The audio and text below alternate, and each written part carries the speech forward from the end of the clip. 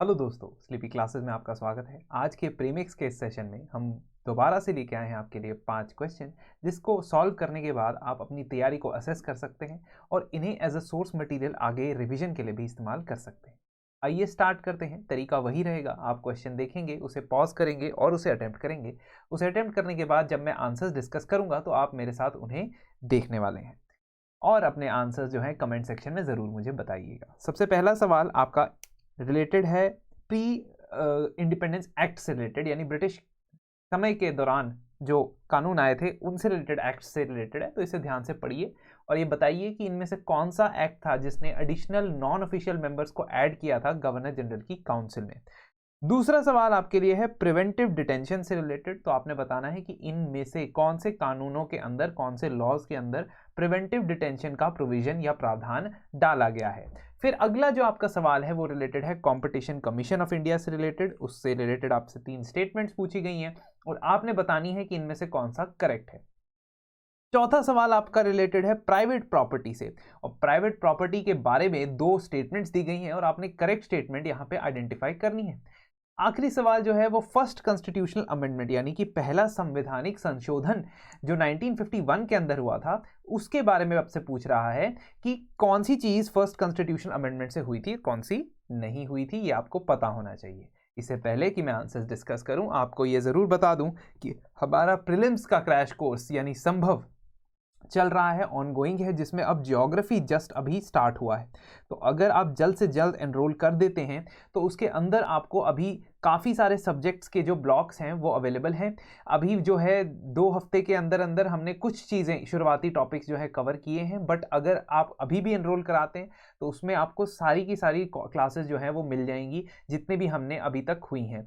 तो daily live classes के लिए 11 से 1 PM तक आपकी क्लासेस होंगी, 1:30 तक भी चल सकती हैं। 2-2.5 घंटे की क्लास होती है जिसमें स्टैटिक प्लस करंट अफेयर्स दोनों को कवर किया जाता है, फोकस किया जाता है। पर्सनल 1:1 मेंटोरशिप आपको टेलीग्राम ग्रुप्स के थ्रू प्रोवाइड की जाती है और एमसीक्यूज की प्रैक्टिस की कमी आपको नहीं महसूस होगी क्योंकि सेक्शनल टेस्ट, मॉड्यूल टेस्ट और फुल लेंथ टेस्ट मिला के आपको 4000 से ज़्यादा एमसीक्यू प्रैक्टिस करने को मिलेंगे। तो ये जो आपका कोर्स है उसको आप एनरोल ज़रूर करें। हमारे नंबर्स पे, हमारी ईमेल आईडी पे हमें कॉन्टैक्ट करें। चलिए आगे बढ़ते हैं, अब सॉल्यूशंस की तरफ चलते हैं। सबसे पहला सवाल था which one of the following acts provided for the inclusion of certain additional non official members in the council of the governor general for the first time. Governor general जिसको वाइसरॉय का नाम दे दिया गया था 1858 के बाद से, उसे कहा गया कि आप एक अपनी काउंसिल के अंदर एडिशनल मेंबर्स को ऐड करें और यह हुआ था दोस्तों 1861 के इंडियन काउंसिल्स एक्ट के अंदर। इंडियन काउंसिल्स एक्ट ऑफ 1861 ऐसा कानून था जिसने वाइसरॉय की काउंसिल के अंदर 2 बदलाव लाए, 2 बड़े बदलाव। एक कि उसकी जो एग्जीक्यूटिव काउंसिल थी यानी कि जो फैसले लेती थी, फाइनल डिसीजंस लेती थी, उसमें एक 5th मेंबर को ऐड किया गया, तो टोटल नंबर्स जो उसके 5 हो गए।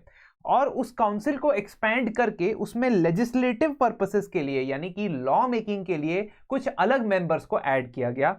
6 से 12 एडिशनल मेंबर्स इसके अंदर लेजिस्लेटिव काउंसिल के तौर पे आने वाले थे और उनमें से 3 जो इंडियंस नॉमिनेट होके आए थे लॉर्ड कैनिंग की बदौलत।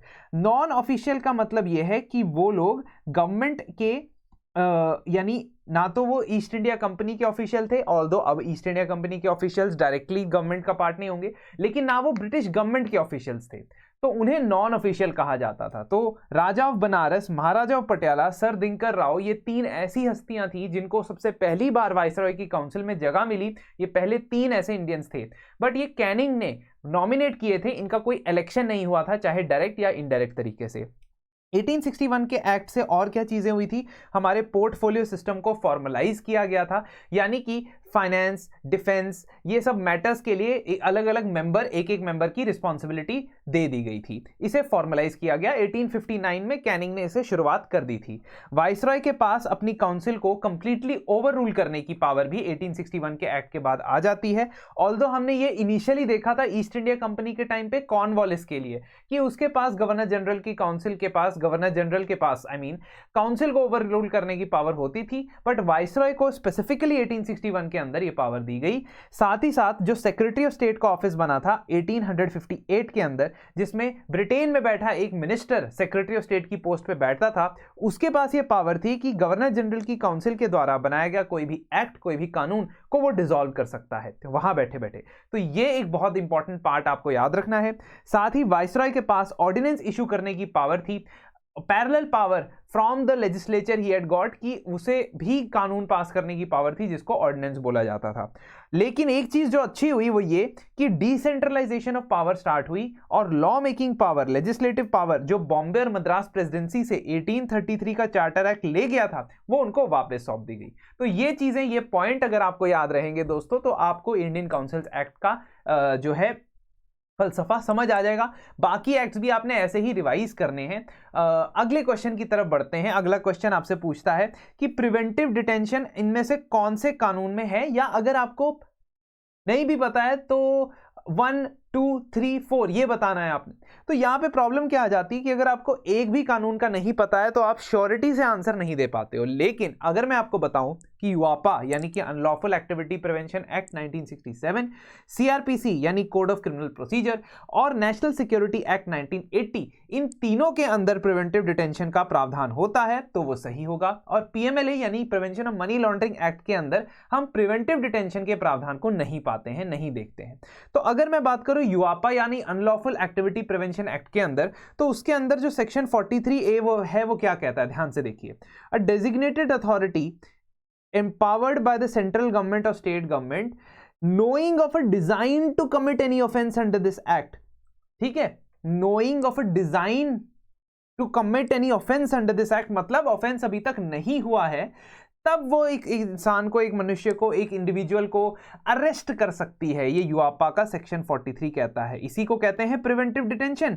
जब आपने कोई क्राइम कमिट नहीं किया है लेकिन इस संदेह से, इस डाउट में होते हुए कि आप क्राइम फ्यूचर में कमिट कर सकते हैं, आपको अरेस्ट किया जाए, आपको प्रिवेंटिव डिटेंशन में रखा जाता है। दूसरा कानून जो हमने यहां पर डिस्कस किया था वो क्या था, national security act. National security act का सेक्शन 3 कहता है कि central government arrest order, state government या सेंट्रल गवर्नमेंट जो है इसमें अरेस्ट करने के लिए निर्देश दे सकता है if it is satisfied with a view to preventing him from acting in any manner prejudicial to defense of India. Again, preventing a future act of crime, that means preventive detention है section 3 of national security act 1980 के तहत। और अगर मैं criminal procedure code की बात करूं, CrPC की बात करूं, तो सीआरपीसी का सेक्शन 151 ये कहता है कि police officer knowing of a design to commit any cognizable offence can arrest without order from magistrate the person so designing. कहने का मतलब कि अगर ऐसा लगता है, अंदेश है कि आगे जाके वो बंदा क्राइम कमिट कर सकता है, तो उसको प्रिवेंटिव डिटेंशन में रखा जा सकता है। लेकिन prevention of money laundering act की बात करें तो वहां पे प्रिवेंटिव डिटेंशन की बात नहीं होती है। वहां पे आपने जो है केस फाइल करना होता है और उसके बेसिस पे आप ये अनुमान लगाते हो कि पहले इस बंदे ने कोई मनी लॉन्ड्रिंग का क्राइम किया हुआ है। ठीक है, फर्क समझिए आप। क्राइम प्रूव होने की बात नहीं कर रहा हूं मैं। आई एम नॉट सेइंग कि एक बार क्राइम प्रूव हो जाए कोर्ट के अंदर तभी आप मनी लॉन्ड्रिंग के अंदर बंदे को अरेस्ट कर सकते हो, लेकिन there should be certain charges that are filed and that person should have already have allegedly committed the crime. Whereas यहां पहले 3 कानूनों में तो वो बंदे ने क्राइम किया है या नहीं किया वो सेकेंडरी बात है। डेंजर ऐसा लग रहा है, हो सकता है फ्यूचर में वो ऐसा क्राइम करे, इसलिए उसे प्रिवेंटिव डिटेंशन में रखा गया है। इसका मतलब ओनली 3 जो स्टेटमेंट्स हैं उनमें से प्रिवेंटिव डिटेंशन को डील करती हैं, चौथी नहीं करती है। अब आता है कंपटीशन कमीशन ऑफ इंडिया। इसके बारे में 2 ही स्टेटमेंट सही है। पहली स्टेटमेंट बिल्कुल सही है, ये मिनिस्ट्री ऑफ कॉर्पोरेट अफेयर्स के अंडर काम करता है और ये एक स्टैट्यूटरी बॉडी है। क्यों? क्योंकि इसे कंपटीशन एक्ट ऑफ 2002 के अंदर बनाया गया है। दूसरी स्टेटमेंट गलत है क्योंकि इसमें मैक्सिमम नंबर ऑफ मेंबर्स जो हो सकते हैं वो 6 मेंबर्स हो सकते हैं, 10 नहीं। इसीलिए ये स्टेटमेंट अगर आपने सही की है तो आपका आंसर गलत हो गया होगा। तीसरी statement, commission is mandated to give its opinion on competition issues to government और अ स्टैट्यूटरी अथॉरिटी, ऐसा हो सकता है, दैट इज करेक्ट। तो कंपटीशन से रिलेटेड जो कानून है वो है competition act. Competition act basically किसके लिए किया गया है? ताकि मार्केट के अंदर परफेक्ट कंपटीशन के आसपास सिचुएशन मेंटेन की जा सके। मार्केट के अंदर अगर कंपटीशन नहीं होगा, यानी कि जो सेलर्स हैं, जो प्रोडक्ट्स और सर्विसेज आपको प्रोवाइड कर रहे हैं, अगर वो आपस में कॉम्पीट नहीं करेंगे, अगर वो आपस में कार्टेल्स बना के ये डिसाइड कर लेंगे कि हम कोई प्रोडक्ट या सर्विस एक पर्टिकुलर प्राइस पे ही बेचेंगे, या वो इस तरीके से ऑपरेट करेंगे कि वो बाकी अपने जो कंपटीशन में कंपनीज हैं उनको इलीगली अक्वायर करने की कोशिश करेंगे, उनसे इलीगली मर्जर और एक्विजिशन करेंगे आउटसाइड द, मतलब कंपनी लॉ के अंदर जो भी चीजें आती हैं, कंपनीज एक्ट के अंदर जो भी चीजें आती हैं उसके अगेंस्ट अगर जाते हैं तो वहां पे कंपटीशन कमीशन जो है वो आपके अगेंस्ट एक्शन लेगा। रिसेंटली आपने दो न्यूज में काफी कंपटीशन कमीशन ऑफ इंडिया को सुना होगा। आपने ये सुना होगा कि उसने गूगल के ऊपर कई करोड़ रुपए का जो है वो फाइन लगा दिया है। अभी हाल फिलहाल की ही खबर है कि ऐसा कहा जा रहा है कि कंपटीशन कमीशन ऑफ इंडिया और नेशनल एंटी प्रॉफिटीरिंग अथॉरिटी, जो जीएसटी एक्ट के अंदर बनाई गई थी 2018 में, नेशनल एंटी प्रॉफिटीरिंग अथॉरिटी जो सीजीएसटी एक्ट के अंदर बनाई गई थी, उन दोनों को मर्ज किया जा रहा है। तो ऐसा भी सुनने में आया है, अगर आप न्यूज कवर कर रहे होंगे तो आपको शायद ये कहीं ना कहीं आर्टिकल दिख जाएगा। तो कंपटीशन कमीशन जो है वो कंपटीशन एक्ट के द्वारा बना है, राघवन कमेटी की रिकमेंडेशन के तहत बना है, और उसने monopolies and restrictive trade practices act को रिप्लेस किया था। इस कमीशन के अंदर चेयरपर्सन और नॉट मोर देन 6 मेंबर्स होंगे जिनको सेंट्रल गवर्नमेंट अपॉइंट करेगी। कंपटीशन कमीशन ऑफ इंडिया एक सिविल कोर्ट की तरह फंक्शन करता है, यानी कि वो इन्वेस्टिगेशन भी कंडक्ट करवा सकता है, वो आपसे एविडेंस की भी डिमांड कर सकता है, और वो आपको जजमेंट सुनाएगा। जैसे कि मैंने आपको बताया कि उन्होंने क्या किया, they have given a punishment to the Google कि इतने करोड़ रुपीस आपने फाइन पे करना है because of their anti competitive practices. इस चीज को हमने डिटेल में कवर किया है अपने करंट अफेयर्स के कोर्स में, जहां पे हम वीकली करंट अफेयर्स डिस्कस करते हैं, तो वो भी आप चेकआउट कर सकते हैं। अब एनसीलैट एक ऐसी बॉडी है, यानी national company law appellate tribunal, जहां पे कंपटीशन कमीशन ऑफ इंडिया के दिए गए किसी निर्देश को आप अपील कर सकते हो। So you can appeal any order given by the CCI to NCLAT. ये चीजें आपको याद रखनी है, खास तौर पे प्रीलिम्स या एमसीक्यू के पॉइंट ऑफ व्यू से। देखिए, 2 स्टेटमेंट्स यहां पे दी गई है। Forcible disposition of a person of his private property without due process of law is a violation of their human right. ये सही है, एंड रीजन 2020 में सुप्रीम कोर्ट ऑफ इंडिया ने एक जजमेंट दी थी, जिस जजमेंट के अंदर उन्होंने क्लियरली डिफाइन किया था कि a citizen's right to own private property with under due process of law is a human right. हम प्राइवेट प्रॉपर्टी के बारे में आमतौर पे क्या जानते हैं, हम ये पढ़ते हैं पॉलिटी के अंदर कि प्राइवेट प्रॉपर्टी एक जमाने में फंडामेंटल राइट हुआ करता था अंडर आर्टिकल 19(1)(f) और अंडर आर्टिकल 31, लेकिन 44th constitutional amendment act of 1978 ने उसे फंडामेंटल राइट से डिमोट कर दिया और एक कॉन्स्टिट्यूशनल राइट बना दिया अंडर आर्टिकल 300(a). अब ये तो चीज अपनी जगह है, लेकिन अगर आप किसी की प्राइवेट प्रॉपर्टी को ड्यू प्रोसेस फॉलो किए बिना उसे छीन लेते हो, एक्वायर कर लेते हो, तो सुप्रीम कोर्ट का यह मानना है कि ये उनके ह्यूमन राइट, यानी कि उनके मानवीय अधिकारों का हनन है, उनके ह्यूमन राइट्स का वायलेशन है। और ये सुप्रीम कोर्ट की जजमेंट के तहत 2020 में जो जजमेंट आई थी जनवरी में, उसके तहत ये कहा जा रहा है। State cannot trespass into the private property of a citizen and then claim ownership of the land in the name of adverse possession। अब इस स्टेटमेंट से 2 चीजें सामने आती है। एक, अगर आप लॉ के हिसाब से, कानून के हिसाब से प्रॉपर कंपनसेशन दिए बिना किसी की प्रॉपर्टी एक्वायर करते हो तो वो उसकी ह्यूमन राइट्स का वायलेशन होगा। और दूसरा, डॉक्ट्रिन ऑफ एडवर्स पोजेशन की भी डेफिनेशन यहां से समझ आती है। डॉक्ट्रिन ऑफ एडवर्स पोजेशन क्या कहता है? अगर कोई इंसान जो प्रॉपर्टी का ओनर नहीं है, अगर कोई इंसान वो प्रॉपर्टी का ओनर नहीं है, लीगल ओनर नहीं है, वो एक particular specific amount of time से ज्यादा उस प्रॉपर्टी को मैनेज कर लेता है या रुक जाता है वहां पे, तो वो अपना कब्जा जमा सकता है। लीगली भी कब्जा जमाने की प्रावधान होते हैं, आपको पता है, and that is called doctrine of adverse possession. That means if a person who is not the owner of the property stays on the property for around 12 years, कई कानूनों में होता है 12 years, कुछ अलग अलग जो है ड्यूरेशन होती है, तो वो अगर 12 years तक उस प्रॉपर्टी पे रह लेता है, उस प्रॉपर्टी को ओन करता है, उसे मैनेज करता है, तो वो क्लेम कर सकता है कल को जाके कि ये प्रॉपर्टी मेरी ही है। और ये सुप्रीम कोर्ट के अंदर कई बार फॉलो भी होता है। वाई? बिकॉज जो राइट मिला है प्रॉपर्टी का, वो राइट एक्सरसाइज करना एक बहुत इंपॉर्टेंट चीज है। अगर कोई बंदा ओनर है लेकिन उसको कुछ नहीं पड़ी है अपनी प्रॉपर्टी की, तो डॉक्ट्रिन ऑफ एडवर्स पोजेशन उसकी प्रॉपर्टी पे लग सकता है। मान लीजिए 20-25 साल तक वो क्लेम ही नहीं करने आया अपनी प्रॉपर्टी को, उनकी ओनरशिप को, वो पेपर्स नहीं अपने सबमिट करने आया, तो कोई और अगर 12 साल तक रह लेता है तो वो उसकी प्रॉपर्टी पर क्लेम कर सकता है। ऐसा हमारी कंट्री के लॉज में होता है।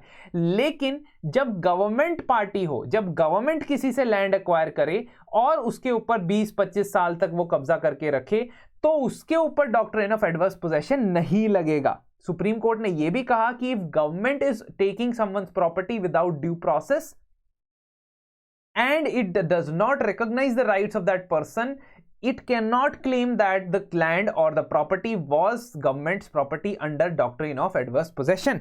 तो वेलफेयर स्टेट को हम परमिशन नहीं दे सकते एक एडवर्स पोजेशन करने की, क्योंकि उसका काम होता है लोगों की वेलफेयर के लिए काम करना। So state cannot be permitted to perfect its title over the land by saying कि हमने तो डॉक्ट्रिन ऑफ एडवर्स पोजेशन रखी हुई है, मतलब हमने तो 20 साल से कानून जो है जमीन हमारे पास है, तो अब ये हमारे ही नाम होनी चाहिए। ये हिमाचल प्रदेश की एक विडो विद्या देवी जी के साथ हुआ था 52 ईयर्स पहले, जब गवर्नमेंट ने उनसे उनकी जमीन ले ली थी उस पर सड़क बनाने के लिए, और उन्हें पता ही नहीं था कि इसके लिए कंपनसेशन का एक क्लॉज भी होता है, एक कानून भी होता है। उन्होंने बिना कंपनसेशन लिए ही अपनी जमीन जो है उनको खोनी पड़ी थी। रीसेंट टाइम्स में उन्होंने फिर इसको चैलेंज किया और सुप्रीम कोर्ट ने उनको 1 करोड़ रुपए का कंपनसेशन देने के लिए सरकार को निर्देश दिया। चलिए अब आखिरी सवाल हमारा जो है वो रिलेटेड है आपके फर्स्ट कॉन्स्टिट्यूशनल अमेंडमेंट से। दोस्तों पहला कॉन्स्टिट्यूशनल अमेंडमेंट एक्ट रिसेंटली इसलिए न्यूज में है क्योंकि इसकी कॉन्स्टिट्यूशनल वैलिडिटी को चैलेंज किया गया है, ये कहते हुए कि हमारे कॉन्स्टिट्यूशन के बेसिक स्ट्रक्चर के खिलाफ है। केशव नंदा भारती केस के अंदर बेसिक स्ट्रक्चर डॉक्ट्रिन प्रोवाइड की गई थी सुप्रीम कोर्ट द्वारा इन द ईयर ऑफ 1973। इसके बारे में मैंने रिसेंटली एक वीडियो भी अपलोड किया है जिसमें आप केशव नंदा भारती केस को पूरा डिटेल में जान सकते हो। अब हमने 3 ऑप्शंस देखे यहाँ पे। पहला ऑप्शन, फर्स्ट अमेंडमेंट ने क्या क्या किया था। ऑप्शंस की जगह हम यही देख लेते हैं कि हमने क्या चीजें याद रखनी है। सबसे पहले तो फर्स्ट अमेंडमेंट ने आर्टिकल 15 के अंदर बदलाव लाया था और उस आर्टिकल के अंदर यह लिख दिया था कि स्टेट के पास advancement of socially educationally backward classes and SC/ST के लिए स्पेशल प्रोविजंस प्रोवाइड करने के प्रावधान हैं। ऐसा क्यों हुआ था? ऐसा इसलिए हुआ था क्योंकि चंपकम दोराईराजन केस के अंदर सुप्रीम कोर्ट के अंदर जजमेंट दी गई थी कि जो हमारे फंडामेंटल राइट्स है आप उनको चेंज नहीं कर सकते to implement directive principles of state policy. तो ऐसा बोला गया था कि आर्टिकल 29(2) ये हमारे कॉन्स्टिट्यूशन के अंदर कहता है कि किसी को भी एडमिशन डिनाई नहीं किया जाएगा on the basis of caste और रिलीजन और सेक्स, ऐसे, ठीक है। तो अब ये क्या हुआ, ये एक तरीके से अगर आप रिजर्व करके रखते हो सीटें एजुकेशन इंस्टीट्यूशंस के अंदर तो ये आपके 29(2) के खिलाफ हो जाएगा, क्योंकि आप ऐसा कहोगे कि आप पर्टिकुलर कास्ट को बिलोंग करते हो तो आपको एडमिशन मिलेगा, अगर नहीं करते हो तो नहीं मिलेगा। तो इस चीज को फंडामेंटल राइट की वायलेशन से बचाने के लिए आर्टिकल 15 में बदलाव लाया गया और यह कहा गया कि अगर government SC/ST OBC socially educationally backward classes के लिए सीट्स रिजर्व करती है, स्पेशल प्रोविजन करती है, तो वो आर्टिकल 15 के अंदर फंडामेंटल राइट्स की वायलेशन नहीं होगी, वो आर्टिकल 29 के अंदर भी फंडामेंटल राइट्स की वायलेशन नहीं होगी। उसके अलावा इन्होंने आर्टिकल 31A और 31B भी ऐड किया कॉन्स्टिट्यूशन में। 31A में उन्होंने कहा कि अगर हम किसी की private land, property, shares acquire करते हैं तो वो सुप्रीम कोर्ट के अंदर नहीं जा सकता, ये कहते हुए कि उसकी प्राइवेट प्रॉपर्टी जब्त की गई है। क्यों? क्योंकि उस वक्त प्राइवेट प्रॉपर्टी फंडामेंटल राइट हुआ करता था। तीसरी चीज जो इस अमेंडमेंट ने की वो कहा कि 9th शेड्यूल हमारे कॉन्स्टिट्यूशन में ऐड कर दिया। 9th शेड्यूल के अंदर जो भी कानून जाते थे और खास तौर पे लैंड रिफॉर्म्स जो थे वो कानून डाले गए थे कि 9th शेड्यूल के अंदर जो कानून जाएंगे उनका जुडिशियल रिव्यू नहीं हो सकता। ऐसा कहते हुए उन्होंने आर्टिकल 31B ऐड कर दिया। तो हमारे 2 ऑप्शन तो निकल गए। एक ऑप्शन ये वाला, special protection for socially educationally backward classes, है ना, ये भी था फर्स्ट अमेंडमेंट में। Exemption of land reform law from judicial review 9th schedule में डाल दिया, ये भी था। और most importantly added 3 more grounds of restriction on freedom of speech and expression। कहने का मतलब कि रीजनेबल रिस्ट्रिक्शंस जो लगाई जाती हैं आर्टिकल 19(2) के अंदर हमारी freedom of speech and expression में, उसमें इजाफा किया है, इंक्रीज किया है द लिमिटेशन। कैसे? Public order, friendly relation with foreign states, incitement to offence. ये चीज उन्होंने डाल दी कि अगर इन चीजों को वायलेट करते हुए फ्रीडम ऑफ स्पीच आप दे रहे हैं तो वो आपका फंडामेंटल राइट नहीं है। और इसी वजह से जो हमारा ऑप्शन 2 होता है वो गलत हो जाता है, क्योंकि वहां पे लिखा था limit the scope of reasonable restriction on fundamental rights under article 19। Limit नहीं कर रहा है, वो इंक्रीज कर रहा है रिस्ट्रिक्शंस का स्कोप। और आखिरी चीज हमने क्या देखनी है कि एक और जो यहां पे मेंशन नहीं है, वो आर्टिकल 19(1)(g) के अंदर जो फ्रीडम दी जाती है ना, The state trading and nationalization of any trade or business by the state is not invalid on the ground. 19(1)(g) क्या कहता है? 19(1)(g) कहता है कि the right to practice profession, ठीक है, and occupation is your fundamental right. लेकिन उसमें एक्सेप्शन ऐड कर दिया जाता है by the first constitutional amendment act, ये कहते हुए कि अगर सरकार कोई ट्रेड को, किसी बिजनेस को, किसी सेक्टर को नेशनलाइज करता है, यानी गवर्नमेंट ओनरशिप में ले आता है और प्राइवेट सेक्टर को उसके अंदर काम करने से मना करता है, तो वो आपकी फ्रीडम टू ऑक्यूपेशन के खिलाफ नहीं होगा। तो उसको एक्सेप्शन डाल दिया है यहां पे on ground of violation of article 19(1)(g। यही वाला मैंने यहाँ पे ऐड करना था, जो यहाँ पे शायद हमारा मिस हो गया है। तो आप ये समझे कि ये 5 बदलाव, ये 5 चेंजेस हमारे फर्स्ट कॉन्स्टिट्यूशनल अमेंडमेंट एक्ट से लाए गए थे, और इसका मतलब आपका जो आंसर होगा वो होगा 1 and 3 only. 2 is not the change made by the first amendment. तो इस तरीके से आप इस आंसर से आई होप आप कुछ चीज़ें सीखे होंगे, जो आपकी लर्निंग्स होगी उसको आप अपने फ्यूचर एंडेवर्स में ज़रूर इस्तेमाल करेंगे। अगली बार तक के लिए धन्यवाद।